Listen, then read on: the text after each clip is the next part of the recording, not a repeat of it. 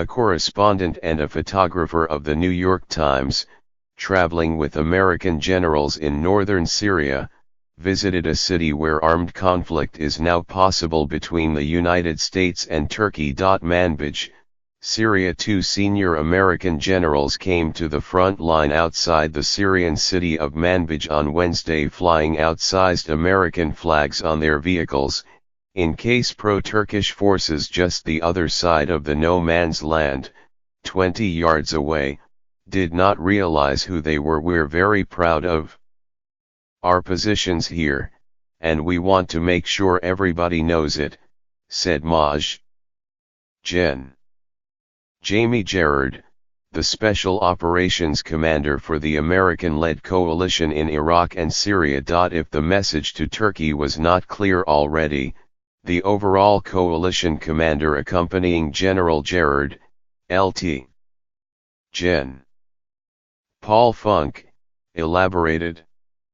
"You hit us, we will respond aggressively. We will defend ourselves." The trip was the first by such senior United States military officers to the front in northern Syria since Turkey's president threatened to attack the city of Manbij, calling it a bastion of terrorists and demanding that American forces leave. But the Americans have refused, creating the potential for an unprecedented armed conflict between two NATO allies, the United States and Turkey, the latest twist on the 7-year-old war in Syria. This part of Syria's north was once overrun by Islamic State militants. The United States and its allies, Syrian Kurdish fighters, collaborated more than a year ago to evict them. But in the effort, the United States angered Turkey, which has long regarded the Kurds as enemies. Now the Turks are turning their guns on the Kurds, setting up a possible fight with the Americans. General Funk had an automatic pistol slung across his vest. His 3 uniform stars would have been easily visible with binoculars to the Syrian militias aligned with Turkey on the other side of the front line, as he stood on a sandbagged roof. He was surrounded by Special Forces soldiers, and Arab and Kurdish fighters from the Manbij Military Council, the government authority in the region. The 2 generals arrived at the border post in unarmored cars, in an entourage that included several mine-resistant armored personnel carriers, as well as land cruisers for Special Forces soldiers, with antennas, spare tires, and jerry cans on their roofs. Manbij is the farthest west that the Americans, aligned with the Syrian Democratic Forces insurgent group in the fight against the Islamic State, are stationed. Showing off the stars and stripes in the city is not at all extraordinary.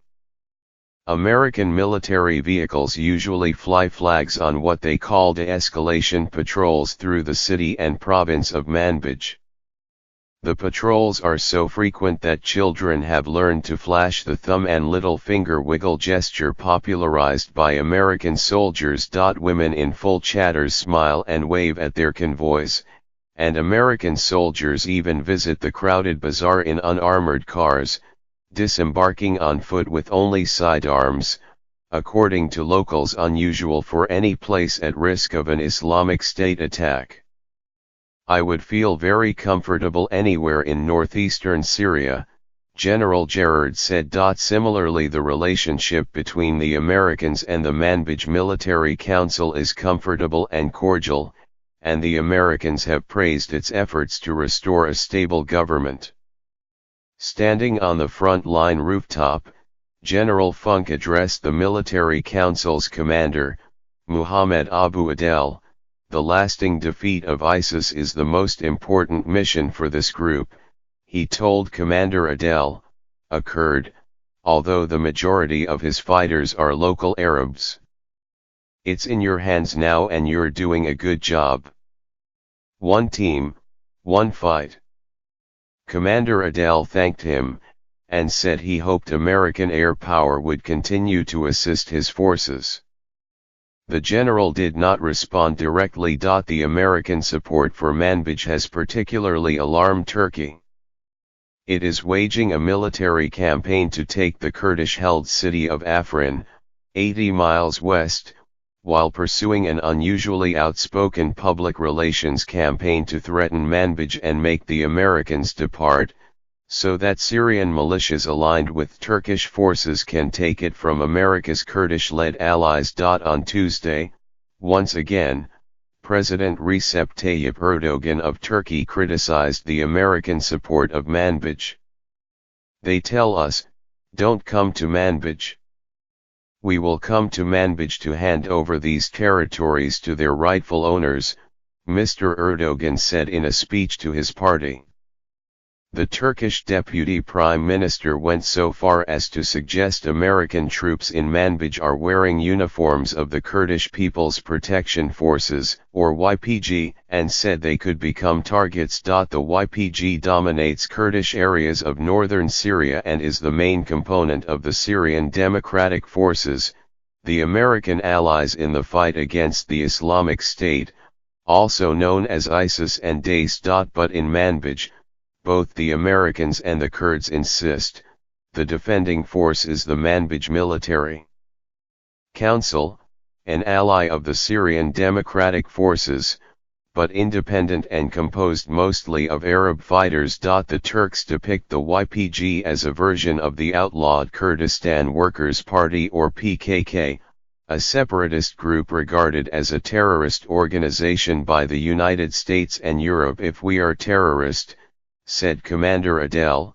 during the general's visit Wednesday, O.K. Then all of the countries in the coalition and these American soldiers here are terrorists too. The American-led anti-ISIS coalition has more than 70 member countries. The Turks say the Manbij Military Council is just the YPG in disguise.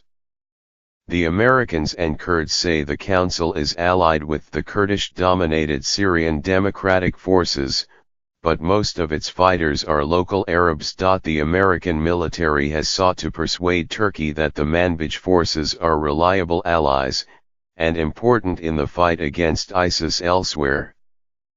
Previously, the Americans hosted meetings between Turkish military officers and Manbij officers to try to convince them, but those meetings ceased this year.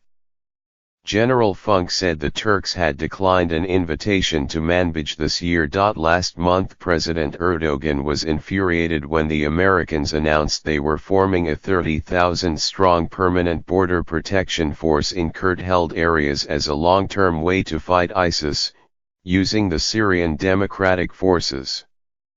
On January 20, the Turks responded with an offensive against Afrin, threatening to continue on straight across northern Syria. The US says that they have cleared Daesh from Syria, Mr. Erdogan said Tuesday. Why are you still here?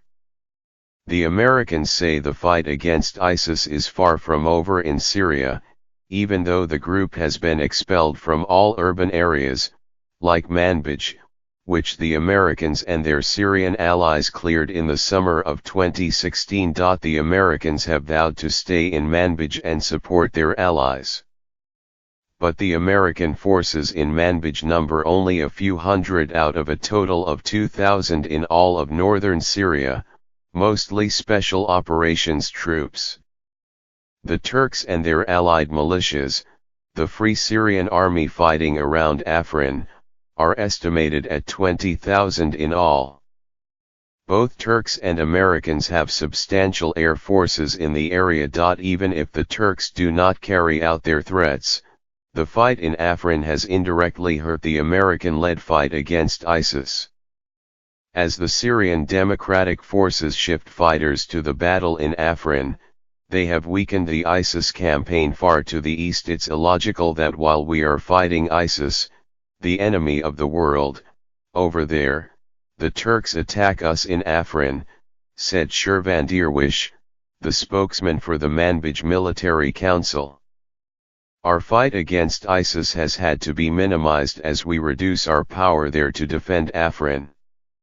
The Military Council, supported by American Special Operations troops and air power, defeated ISIS in Manbij in August 2016, and then established a local government administration that has controlled the area since.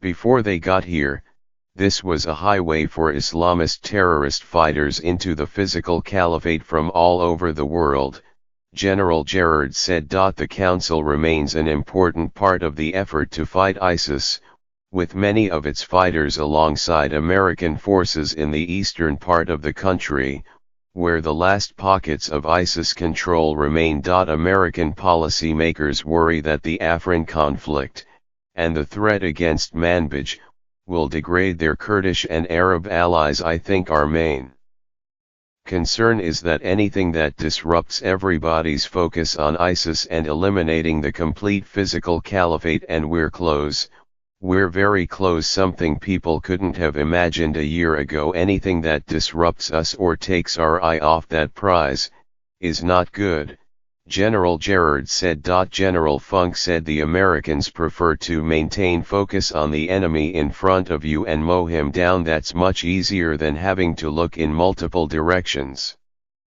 In Manbij, initial alarm at the Turkish threats has dissipated as the Turkish campaign against Afrin, which the Turks had vowed to overrun in a few days, has dragged into a third week. The local civil government is modeled on principles of the Kurdish separatist leader, Abdullah Öcalan, who is imprisoned in Turkey, enforced equality for women in civil and military life, moderate socialism, and radical environmentalism. The Turks' view is that the Kurds have imposed a system of governance in Manbij at odds with the area's conservative, traditional society. The American military, however, says that the Kurds and their allies have managed to bring stability. There are a lot of people that do equate them with the PKK, but I have not seen any indication of that in my dealings with them throughout our relationship, General Gerard said. There is little doubt that the bulk of Manbij soldiers are Arabs, but their key leaders are Kurdish, with backgrounds in the YPG.